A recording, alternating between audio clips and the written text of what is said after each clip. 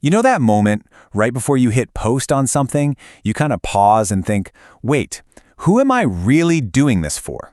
Today, we are diving right into that feeling. We're going to explore our, let's be honest, pretty complicated relationship with sharing online and the incredible power that comes from choosing what to keep just for ourselves. This quote right here, this is pretty much the heart of everything we're talking about today. It's this idea that in a world that is constantly screaming for more content, more updates, more of you, maybe the real strength is in what you hold back. It's a total counter-narrative to the digital noise we're all swimming in, and frankly, it's a powerful one. I mean, just think about it for a second. That perfect vacation shot, the super witty status update. We've all become performers on this massive digital stage. Our lives are being curated and broadcast 24/7. And man, that comes with a ton of pressure to keep the audience entertained. Oh, we've all been there, right? You get that little rush, that dopamine hit, when a post just takes off. And then that little pit in your stomach when another one gets crickets. It is an absolute emotional roller coaster. And it happens because we've tied our own sense of worth to the flickering validation of a screen. And this whole performance has real psychological costs. Seriously. We get performance anxiety, we're constantly looking for that thumbs up from other people.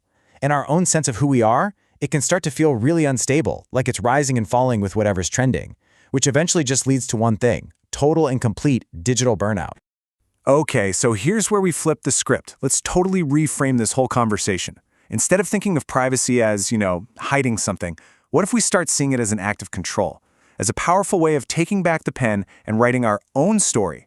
And this brings us to this really core concept, selective self-presentation. Look, this isn't about just disappearing or going off the grid completely, not at all. It's about being deliberate. It's about choosing to build real, deep, intimate connections with a few trusted people instead of broadcasting a shallow, curated image to, well, everyone. And this comparison just lays it all out so perfectly. The digital image, it's fragile. It's so high maintenance, and it's built entirely for other people. But your intimate self, that's stable, that's consistent. It's known only by the people you truly trust, and it grows from self-reflection, not from external feedback. So, this really forces us to ask a pretty fundamental question. When you take away the likes, the comments, the shares, what is actually left? Is your sense of who you are strong enough to stand on its own, or does it kind of crumble without that constant validation from the outside world? Okay, this is where the psychology behind all this gets really, really cool. There's a term for this internal stability, and it's called self-concept clarity. All it means is having a rock-solid understanding of who you are, your values, your beliefs, your worth, that doesn't get shaken no matter what's happening on your social media feed. And the difference is just crystal clear. When you have high self-concept clarity, you're anchored. You don't need the likes because you already know your value. But with low clarity, you're kind of adrift, You're always looking for someone else, for some external feedback to tell you who you are.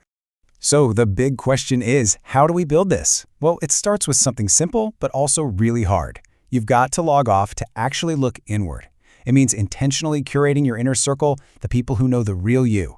It's about sitting down and defining your core values, your absolute non-negotiables, and then you just practice the art of sharing only what feels truly authentic to you. And this is how you build your defense. It's your shield. Because when you have that solid sense of self, all the endless noise of the digital world, it just can't get to you. The criticism, the trends, that constant pressure to perform, it all just loses its power. Because you're no longer looking for its approval in the first place. So, if we boil it all down, the most crucial takeaway is this. Constantly performing online can literally chip away at who you are. But embracing a little mystery, that's not about being secretive. It's about self-preservation. It's an act of power.